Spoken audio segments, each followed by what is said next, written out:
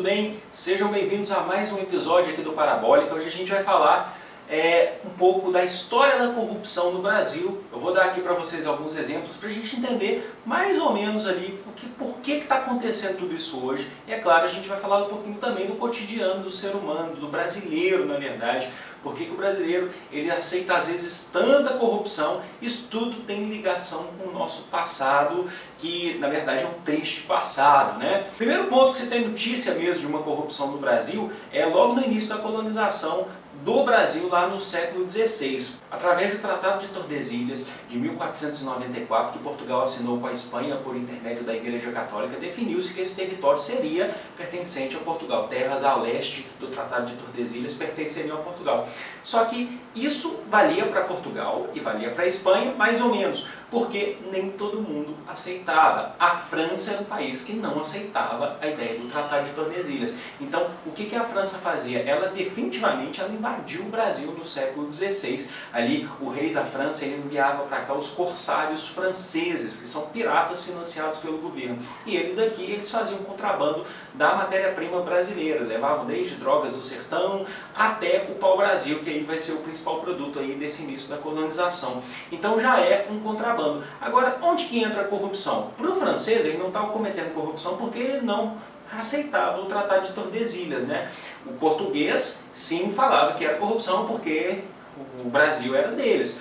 Grande parte desses portugueses colonos ou entravam na onda aí dos franceses, dos corsários franceses, ou contrabandeavam produtos por conta própria mesmo, né? Para não ter que passar pela coroa portuguesa, porque tinha toda uma questão de monopólio. Então, era uma prática corrupta do ponto de vista português, se você levar em consideração que o português acreditava que o Brasil era deles definitivamente através do pacto colonial e através do monopólio que deveria ser seguido. Então já é um primeiro caso de corrupção aqui dentro do nosso território. Um outro caso que se tem notícia é a revolta de Beckman, que ocorreu no Maranhão no ano de 1684, ali final do século XVII.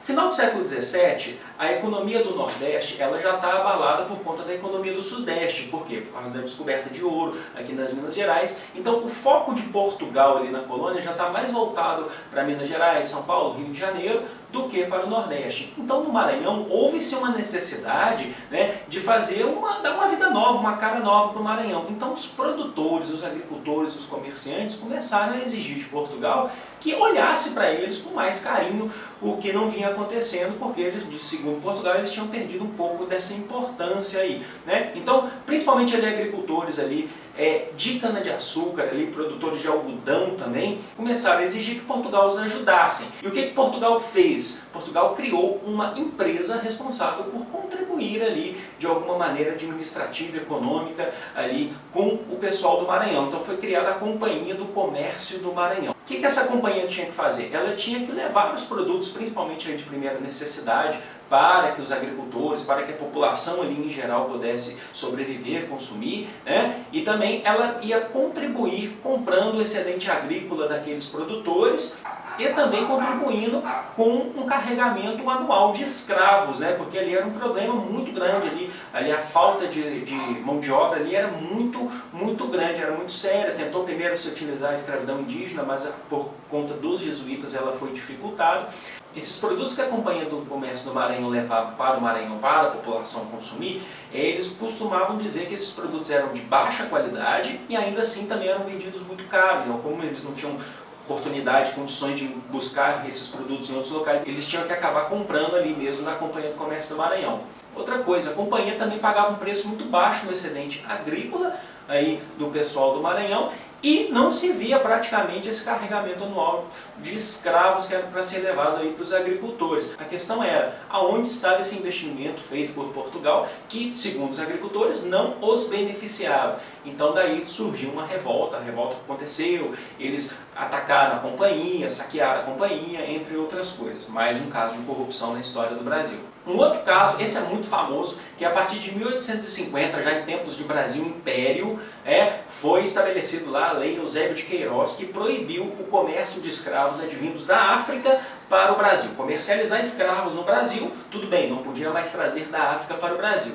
Essa lei, ela foi impulsionada pela Inglaterra e ela ficou conhecida como Lei para Inglês Ver. Por quê? Porque está aí a corrupção. Vários comerciantes de escravos que viviam muito disso e ganhavam em uma nota pesada para trazer escravos da África ao Brasil, eles não iam parar com as suas atividades porque elas davam muito lucro. Então o que eles faziam? Eles davam o seu jeitinho de tentar fazer esse tráfico atlântico da África para o Brasil.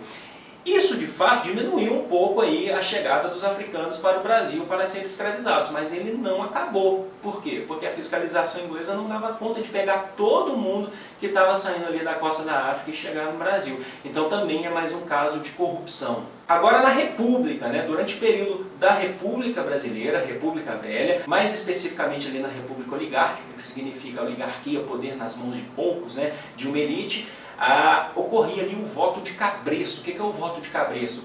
Um sujeito, dono de uma fazenda, aí, que recebia um título de coronel, ele queria que os seus candidatos políticos fossem vitoriosos aí nas eleições para poder beneficiar a sua fazenda. Principalmente ali quando a gente fala ali da política do café com leite, São Paulo e Minas Gerais. Então o que eles faziam? Eles burlavam as eleições quando era preciso. Naquelas eleições só podiam votar homens acima de 21 anos e alfabetizados.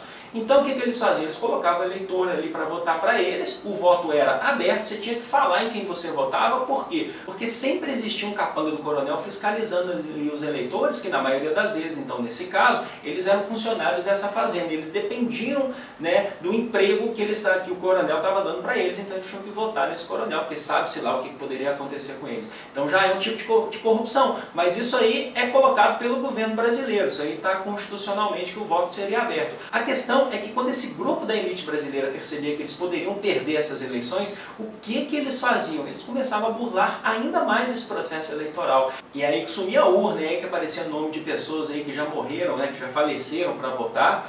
É nesse período também que o sujeito ele não era alfabetizado, que era a condição necessária para poder votar, mas aí ele aprendia assim rapidamente a escrever só o nome, só para burlar as eleições. Então é mais um caso de corrupção em prol aí de uma elite que acontecia aí no Brasil, aí no início da República Brasileira. Aí a gente chega na atualidade para falar um pouquinho do que é esse jeitinho brasileiro que todo mundo fala. Será que isso tem a ver com a corrupção estabelecida pelo Brasil? Eu digo a vocês que a gente tem duas vias aí para tratar isso. Primeiro, esse jeitinho brasileiro, que seria uma pessoa tentando se dar bem em cima da outra, ou em cima de alguma instituição, alguma coisa. Então, infelizmente, o jeitinho brasileiro tem relação com a corrupção, porque os exemplos bons e os maus são seguidos pela população. Só que, infelizmente, esses maus exemplos são os que prejudicam de fato a sociedade. E quando a gente fala em jeitinho brasileiro, a gente está falando da pessoa que fura fila, um senhor de idade que entra no ônibus e ele não pode sentar no seu assento preferencial, justamente porque tem um outro lá, um menino lá, que não necessariamente precisa estar ali, mas ele sabe que ele não pode estar ali naquele momento que o senhor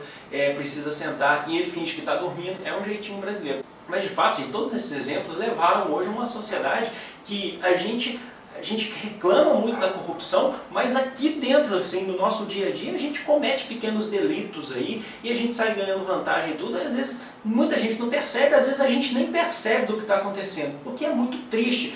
Pessoal, foi um grande prazer estar aqui com vocês. Eu espero que esse papo tenha sido um papo prazeroso para vocês, assim como foi para mim. Eu espero aqui os seus comentários para poder ler, para poder responder, para poder falar um pouco mais, para a gente poder debater. E se inscreve no canal se você ainda não é inscrito, também me siga lá nas redes sociais, Facebook, Instagram, ver o meu trabalho de fotografia, tá certo? Eu espero vocês no próximo vídeo do Parabólico. Um grande abraço.